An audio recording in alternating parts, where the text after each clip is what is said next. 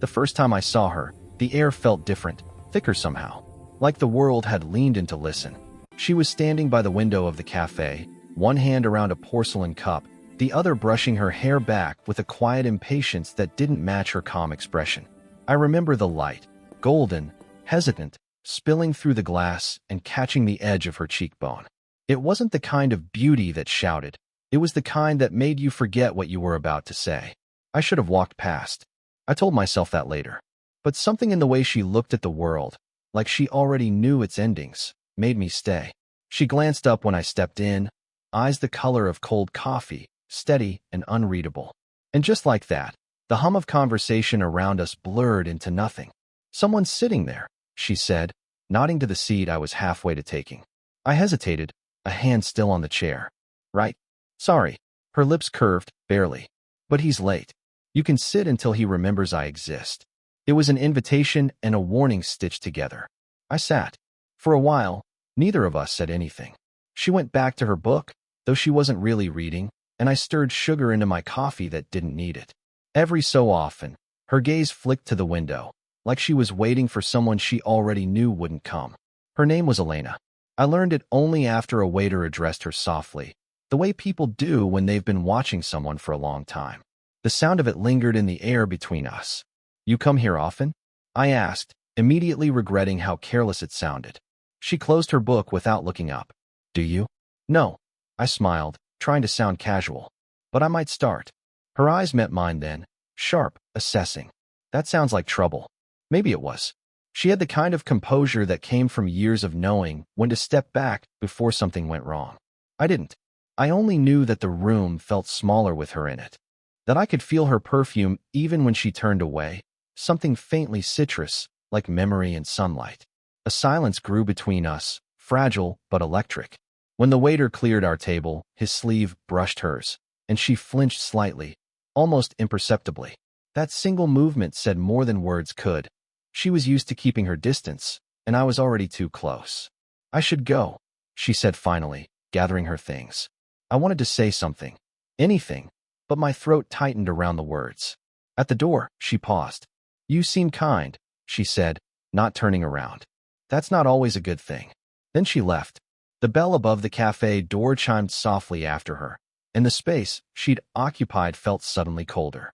For days after, I kept telling myself it didn't matter, that she was older, confident, untouchable, that whatever pulled me toward her was nothing more than curiosity. But I couldn't stop replaying that half-smile, the one that said don't follow, and somehow, I hope you do.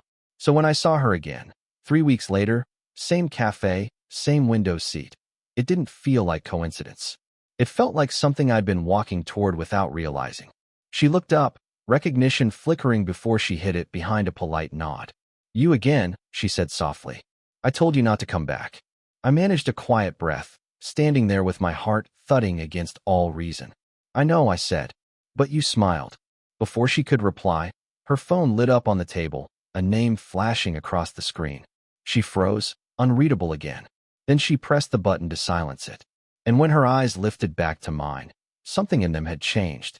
The door between us hadn't closed yet, but it was about to. It rained the next time we met. Not the kind of rain that cleans the air, more like a quiet apology from the sky. She was already there, sitting by the same window. The streetlight outside made her look like a photograph. Muted, perfect, untouchable. I hesitated at the door, wondering if I should turn around. But she saw me, and once her eyes found mine, the decision was made. "You don't listen well," she murmured as I sat across from her. "I don't pretend well either," I said. Her mouth twitched, somewhere between amusement and disapproval. She stirred her coffee, gaze lowered, the spoon tapping softly against the cup. That sound filled the silence in ways words couldn't. "You're too young to be sitting here with me," she said finally. "And you're too beautiful to be sitting here alone," I replied, too quickly. She looked up then, sharply, but the reprimand never came. Just a sigh? Flattery. That's a dangerous habit. "I meant it," I said. "I know." Her eyes softened, just for a second. "That's what makes it worse."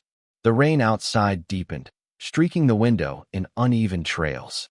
For a while, we watched it together, both pretending it was enough to look at something else.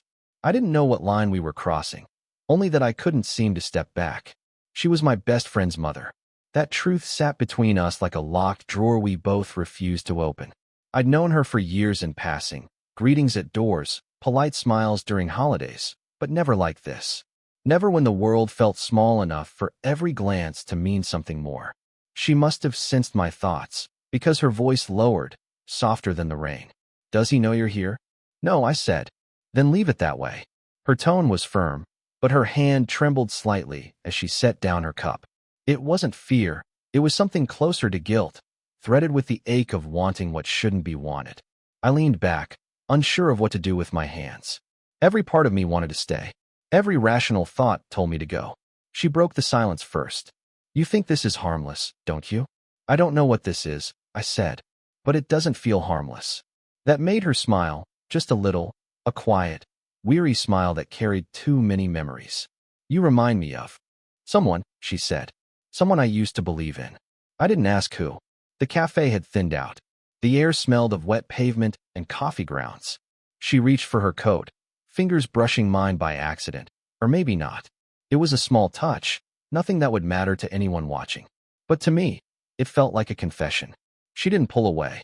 Not immediately. When she finally did, she whispered, "You should go before I forget why this is wrong." Her voice was calm, but her pulse betrayed her, visible at the base of her throat, quick and uneven. I stood slowly, my chest tight. "And if I don't?"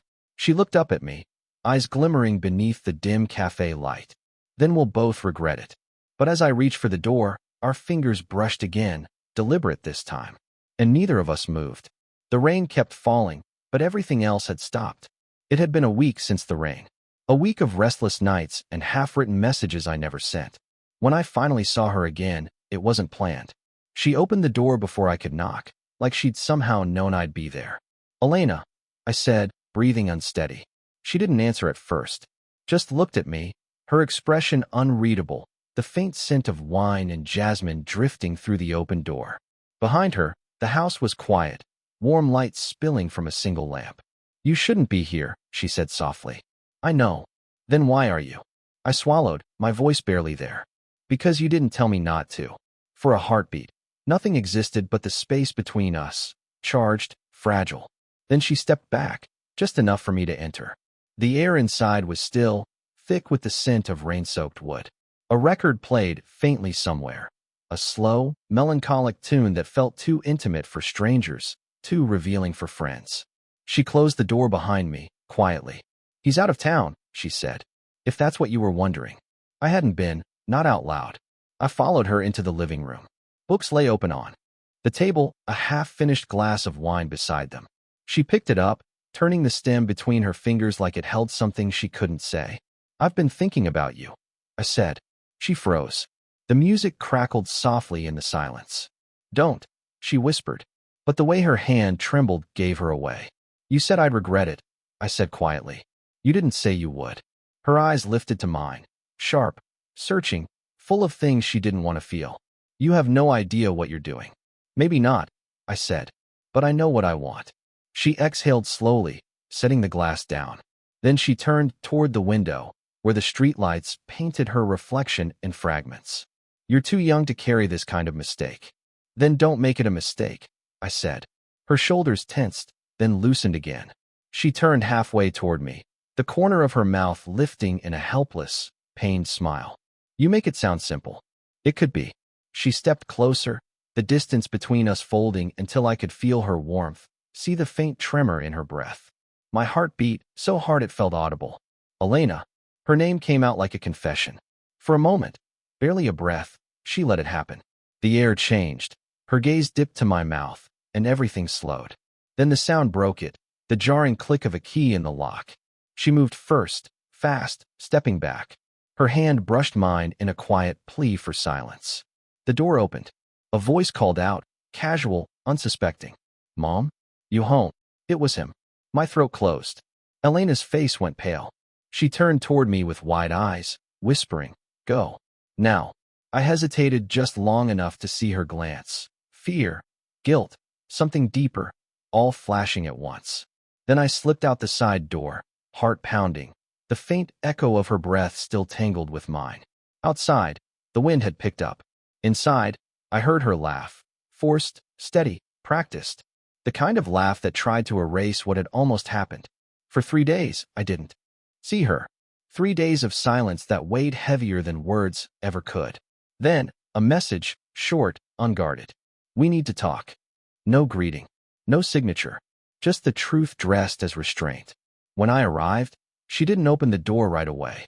I heard the faint scrape of her chair, the shuffle of uncertain steps. Then the click of the lock. She stood there, barefoot, hair loose, a cardigan slipping off one shoulder. The kind of undone beauty that only happens when someone stops pretending. You shouldn't have come, she said again, but softer this time, as if even she didn't believe it anymore. I didn't know how not to, I said. Her eyes lifted to mine, and something in her gaze broke open, a tired kind of longing. You think this is easy for me? She asked, voice low. I think you're trying too hard to make it harder, I said. A hollow laugh escaped her. You sound like him when he was your age. That stopped me. Him. My husband, she said, almost to herself. He used to believe in everything, too. There it was, the ghost between us. I'm not him, I said quietly. I know, she whispered. That's why it's worse. The room felt too small. I could hear the clock ticking on the wall, every second a reminder of how close we stood. She turned away, her hand resting on the back of a chair. You have your whole life ahead of you. Don't waste it chasing something broken. Who said you're broken? She looked at me then, eyes glassy but fierce. I did. Every day I wake up, I remember all the ways I tried to fix things that weren't mine to fix. I stepped closer before I realized I had moved. Maybe you just needed someone who didn't see you as something to fix. Her breath caught. She tried to speak, but the words never came. Silence stretched, trembling between us. When she finally exhaled, it sounded almost like surrender. You should go, she said again, though she didn't move. I will, I lied. She turned her head slightly, hair falling across her cheek. My fingers twitched before I could stop them. Instinct, gravity, and brushed a strand away. Her skin was warm, impossibly soft, and when I felt her breath against my wrist, every thought I had dissolved. Elena. Her name hung between us like a prayer. She closed her eyes, her hand rising halfway before it fell again. Don't, she whispered. Please. But her voice broke on the word please. We stood there, too close, too still. Her hand hovered, uncertain, before resting lightly against my chest, not pushing me away, but not pulling me closer either. I can't do this, she said, though her touch said otherwise. Yes, you can, I breathed. Her eyes opened then, stormy, vulnerable, alive. You don't understand what this will cost. Maybe I don't care, I said. The air between us cracked. Her lips parted, her pulse visible just beneath her collarbone. For a heartbeat, everything leaned forward. Her, me, the silence itself, ready to break. And then, a phone rang. Sharp, jarring, real. She froze. I stepped back. The sound filled the space like a verdict. She looked at the screen, her face draining of color. Then back at me. Don't, she said quietly. Not this time. But her voice trembled. And neat, the ringing stopped, but its echo clung to the air. She didn't answer the call. Just stood there, phone still glowing in her hand, eyes darting between me and the name on the screen. It was his. My best friend. The sound of his voice through the voicemail broke whatever illusion we'd been clinging to. Hey, Mom. You around? I'm heading back early. Might stop by tonight. Her thumb trembled as she ended the message. The silence that followed wasn't just quiet. It was shattering. Elena, I began, but she lifted a hand, cutting me off. Don't, she said, barely breathing. Just don't. She walked past me, arms folded, the cardigan slipping further down her shoulder. For the first time, she looked uncertain, like someone standing on a cliff, realizing how far the fall really was. I wanted to move toward her, to steady her, but my legs wouldn't obey. When she finally spoke again, her voice had changed. Lower. Warren. He told me about you, you know? The first time you came over. I frowned. Told you what? That you were reckless. That you get attached too easily. Her eyes found mine, full of something sharp and pained. He was right. That's not fair, I said. No, she whispered. It's not. The air between us tightened again. She pressed her hand to her forehead, the faint glint of a ring still visible on her finger, one she'd forgotten to take off even though the marriage it belonged to was long over. You think this is just about you? She said. That I'm afraid of what people will think. I think you're afraid of what you'll feel, I said quietly. Her jaw tensed. You don't know me. Then tell me, I said. Tell me why you keep looking at me like that. That broke her composure. For a moment, I saw it, the storm she'd tried to hide. You look like him, she said suddenly. Not your friend. My husband. When he was young. The words hit like cold water. She turned away, gripping the edge of the counter to steady herself. It's stupid. I know. You laugh the same way he did before everything went wrong. You make me remember who I was before the years got heavy. Her voice wavered. That's why I can't. I moved closer, slowly, until my reflection blurred into hers in the dark window. Maybe remembering isn't a bad thing, I said. Her breath caught. She turned, too fast, and her shoulder brushed mine. The faint brush of her hair against my jaw sent a shock through both of us. Don't do this, she whispered. But her hand was already on my sleeve. The room felt unsteady, every heartbeat louder than the rain outside. Then, footsteps. Outside. Close. She froze. He's here. Her fingers slipped from mine like a secret dropped in the dark. I looked toward the door, then back at her. Elena, I said, barely above a breath. Tell me what you want me to do. She shook. Her head, voice breaking. Hide. A knock followed. Firm. Familiar. Her eyes closed. Please, she whispered. I took one step back, the walls suddenly closing in around us. The door handle turned. She moved. The knock echoed through the room like a held breath breaking. Elena didn't move. Her hand was still pressed against the table, knuckles pale, eyes fixed on the door. Another knock. Louder. Familiar. Elena. Her son's voice. She turned to me then, panic flashing across her face, then fading into something else, resignation. The kind that comes from knowing a moment can't be undone. Go, she mouthed. But I didn't. I stepped closer, lowering my voice. He'll see my car. It's too late. Her chest rose and fell fast. Then we tell him you dropped something off. We pretend. Like nothing happened. Like nothing almost happened. I corrected. Her eyes flicked to mine, hurt, pleading. Please. I should have listened. But my body moved before I thought it did. I reached out, fingers brushing her wrist. She didn't pull away. Elena.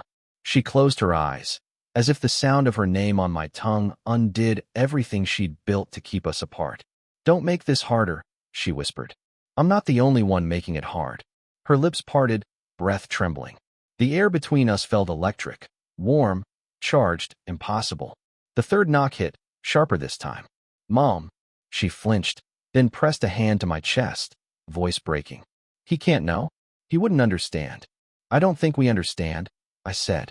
Her hand lingered there, over my heart, feeling it race beneath her palm. That's exactly the problem. For a moment, the world shrank to that single touch. My pulse against her skin, the faint shake of her fingers. I leaned in, just enough to feel her breath catch. Tell me to stop, I said. Her eyes lifted, glassy and defiant. You wouldn't. I smiled barely. You don't sound sure. Silence. The kind that burns. Then she exhaled, slow, trembling, honest. You have to go? Before I forget what I promised myself. What did you promise? That I wouldn't do this again, she said. Again. Her throat tightened. Once years ago, I fell for someone I shouldn't have. It cost me everything. I understood then. The fear, the restraint, the distance she clung to like armor. I reached for her hand, carefully. Maybe this time it doesn't have to. Her eyes softened, a quiet ache in them. You'll believe that until it hurts. Behind her, the doorknob rattled. We both froze. Her hand slipped from mine. She stepped back, smoothing her hair, her breathing uneven. Then, her voice, steadying itself into something almost normal. 1 second, she called. When she looked at me again, she didn't panic anymore. It was acceptance. You should go out the back, she said quietly. I hesitated, searching her face for something. Permission, hope, anything. Elena, I whispered. If I walk out now, does it end here? Her answer came soft, but sure. It has to.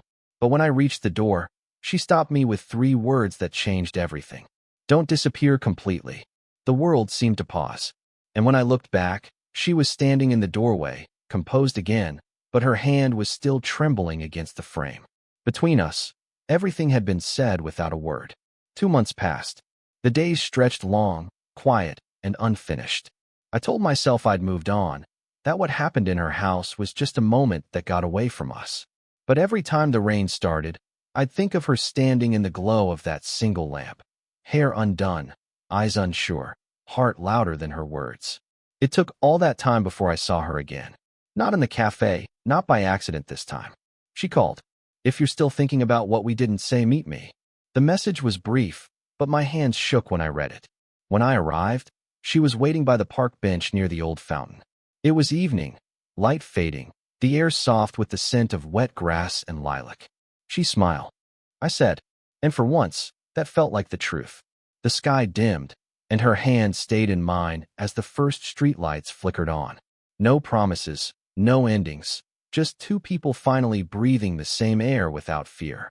She smiled, faint but certain. "Let's just exist here for a while." So we did. Did you enjoy the story? What kind of stories would you like to hear next?